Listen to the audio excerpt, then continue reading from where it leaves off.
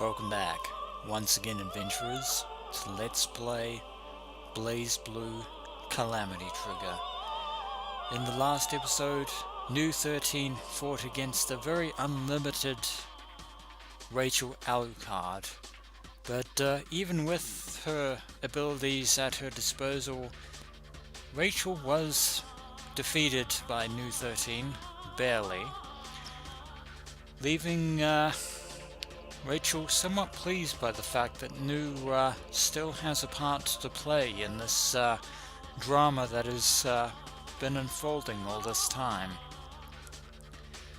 But speaking of which, the time has finally come to reach the final chapter of BlazBlue Calamity Trigger, because we have already finished the stories of all the playable characters: Ragna, Jin, Noelle, Rachel, Taukaka, Taiga, Laichi, Arukune, Bang, Carl, Hakumen, and New 13.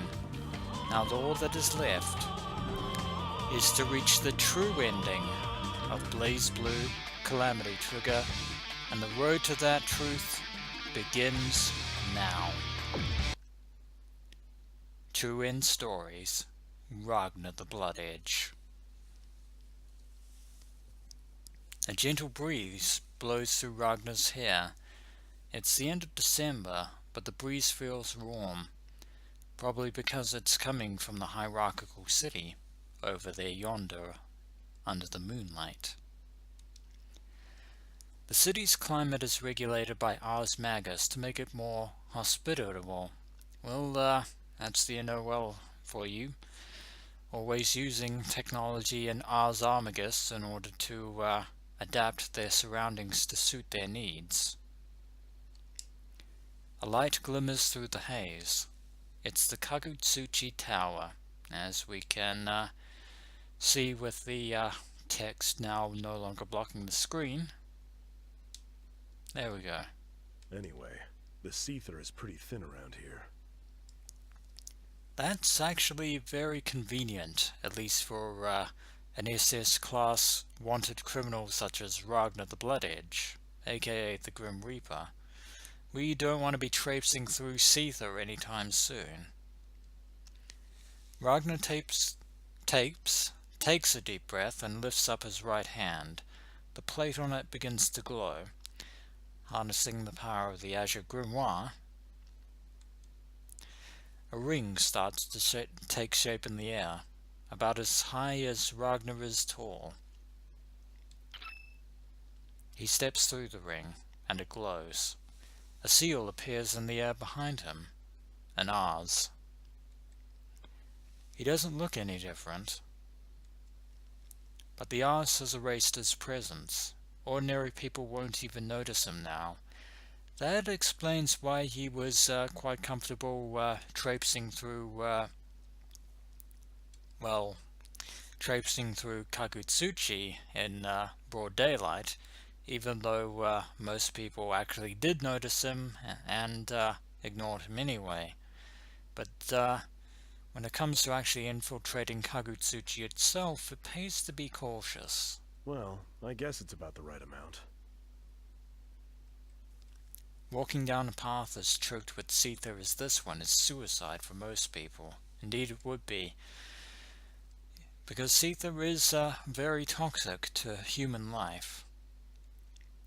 Ragna doesn't think he's likely to meet anyone. But there are a few people who, like Ragna, prefer to travel on foot. The concealment Ars is for them, such as certain vigilantes like Carl Clover, for example. Ragna senses someone behind him, a tail. He knows letting an enemy get the jump on him would be a pretty bad idea, which is why he chooses to travel undetected, at least undetected by the NOL. Let's see. I guess I can get there by dawn. Well, if our timing works out. He sighs, then picks up the pace. What a pain in the ass. But it's a necessary pain, at least in this instance. Suddenly he feels a powerful presence at his back. He spins around to confront it, and sees a small shadow moving through the thick blue clouds. The shadow isn't human. Well, we've faced an inhuman shadow before, but we should be ready to deal with it. It's a cat. But not just any cat. Ragna knows him. He's arguably the strongest creature on the planet. That description can only mean one person, and one person only. Watch yourself, kid. Out this late, you might run into a ghost. Fancy meeting you here, Jubei of the Six Heroes. Oh, it's just you. You know, ghosts never show up in a place like this. They normally appear in wells, attics, places like that. All the more convenient for us. What the hell did you hear that? I never was one for idle chit-chat. Indeed, that's an understatement. So what do you need from me? Don't tell me you're here to pick me up. Are you trying to tell me you took care of it, so I should just go home? That would be too easy, and I doubt that Jubei would be involved in the likes of dealing with Murakumo units. That might draw too much attention, especially for him. Oh, nothing like that. Just thought I'd say howdy. Been following you for a spell. So that strange presence was you. Knew I was there, did you? Yeah, for a while. You have been gradually shortening the distance between us, so I set up a camouflage just in case. I wanted to avoid battles if I could. Since it turned out to be just you, I guess I overreacted. Ha! I must be getting old if even a greenhorn like you can spot me. Well, at least Jubei seems to be in very fine spirits, as opposed to Ragna. What's so funny? You should be happy as a master that your apprentice has grown. And, yeah, Jubei is, was, Ragna's teacher and mentor, following the wake of the, tragedy which claimed his right arm and the home that he lived in for so long. Ah, hell, you gotten that good, you ain't gonna have no trouble at all. That's, definitely high praise coming from one of the Six Heroes. Huh? With what? Gonna be a mite different this time, kid. Things ain't gonna go the way you think. I'm just making sure you got fair warning. And we will take that warning to heart, Jubei, because that right there is foreshadowing. Foreshadowing indeed, because it is, as he says, things are going to be different, and things aren't going to go the way that we think they will.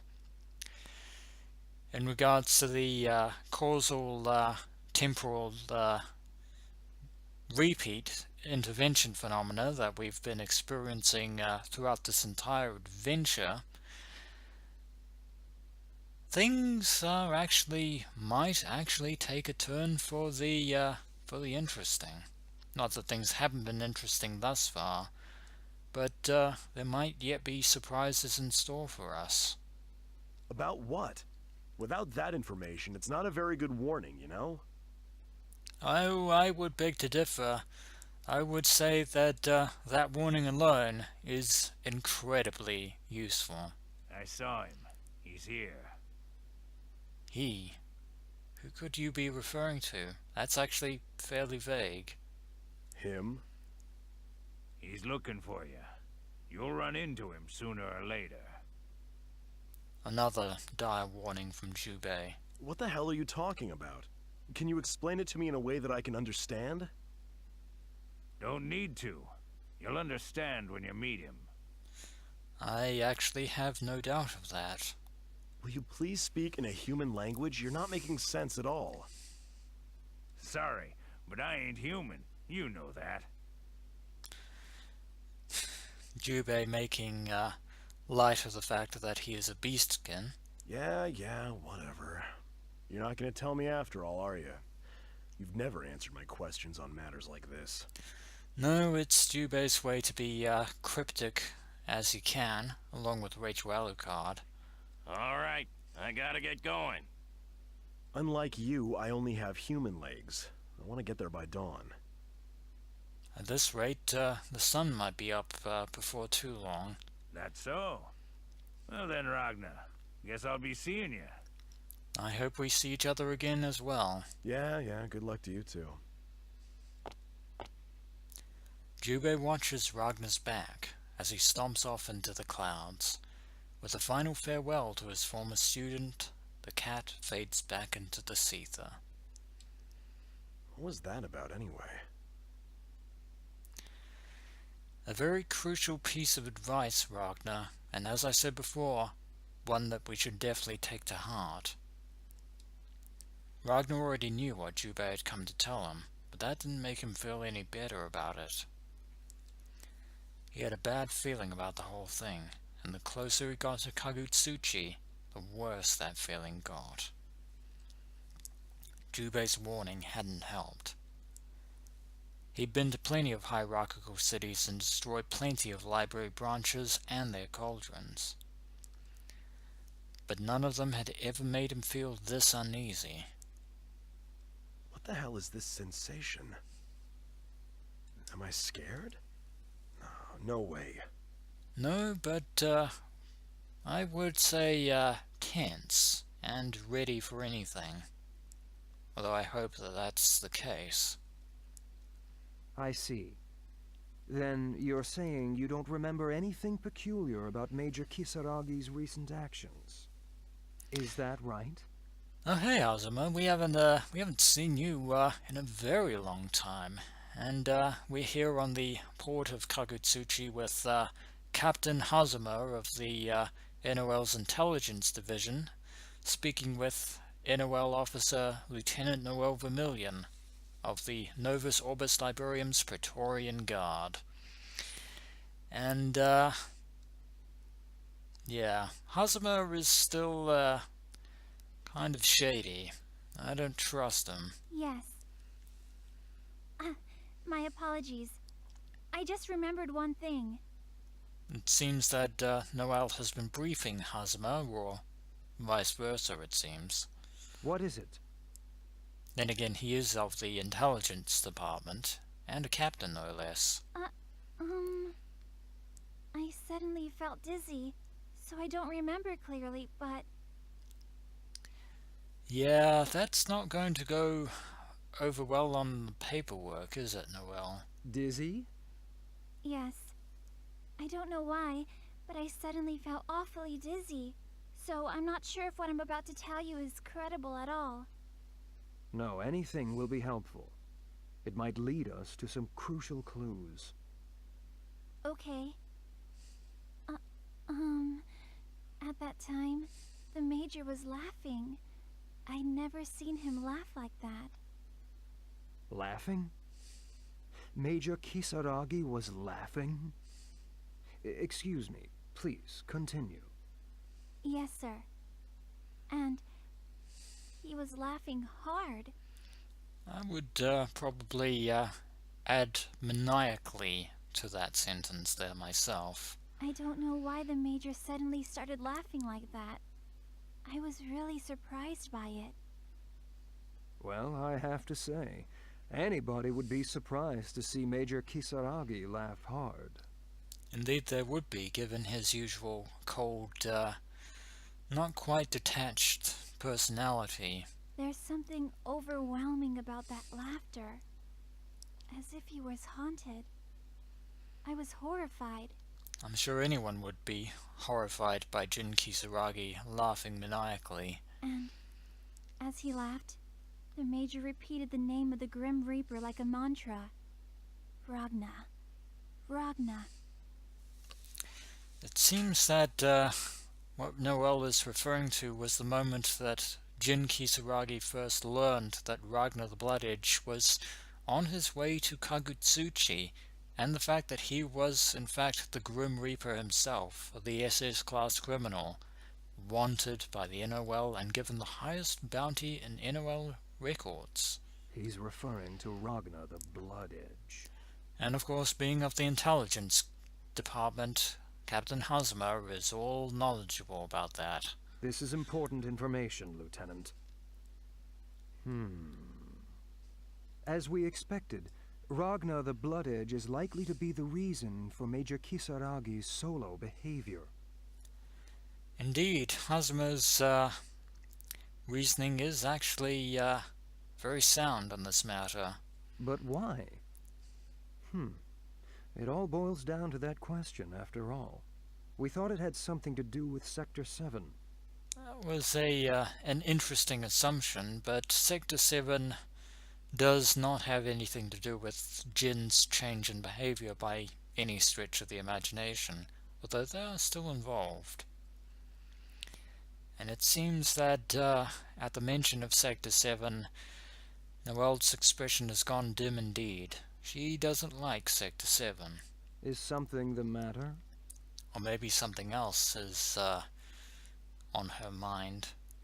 No, it's nothing. Anyways, Ragna the Bloodedge might lead us to Major Kisaragi.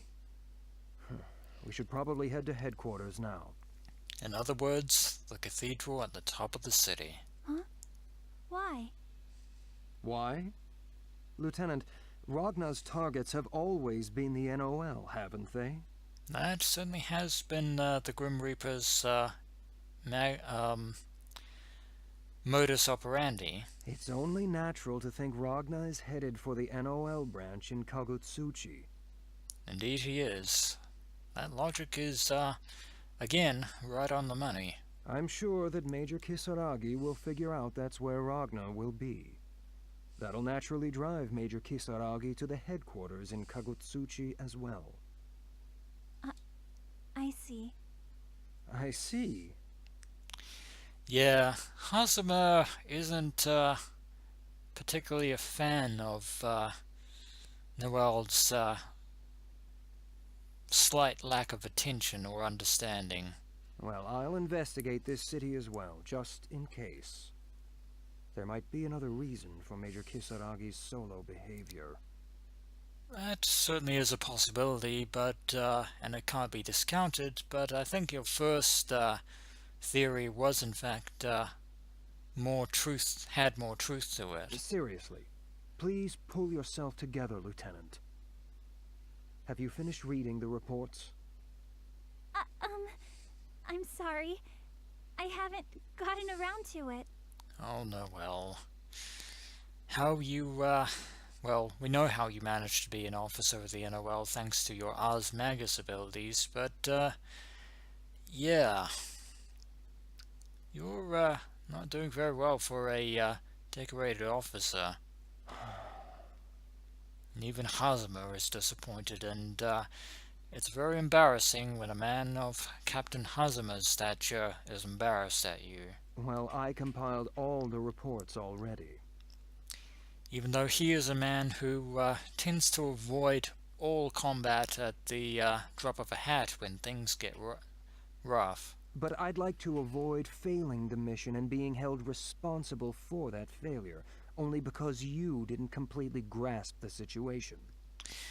As much as I would like to chide Hazuma for his snarky sarcasm there towards Noelle, his point is sound. Not going to lie. I know. I apologize. It's all right, but make sure to go through them later. That's what a briefing is supposed to be for, after all. It's morning already. Indeed it is. Oh yes, it is.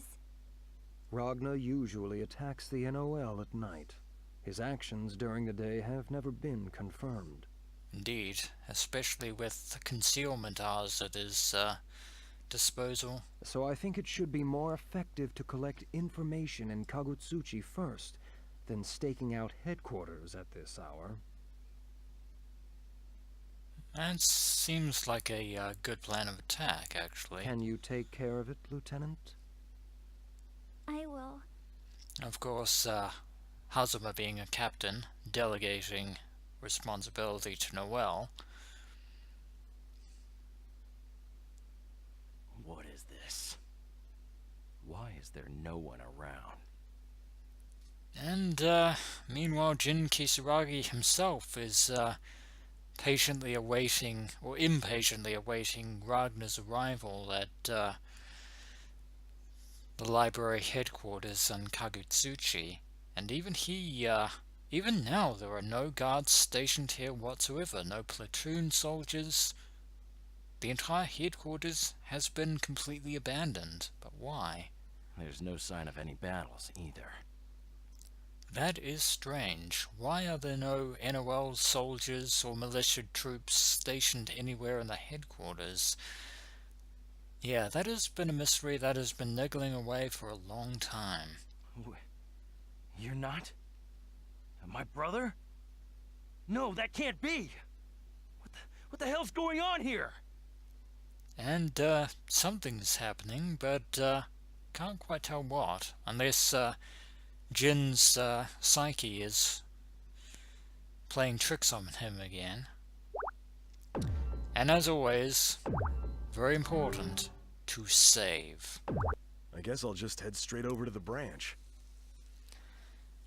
And it seems that Ragnar has managed to stay hidden until nightfall, which is when he is going to make his move. But it seems he has a clear shot to the cathedral from here. So when we return, adventurers, we shall follow Ragna the Bloodedge as he attempts to carry out his intent to destroy the Cauldron in the very depths of Kagutsuchi. As always, adventurers, until next we meet.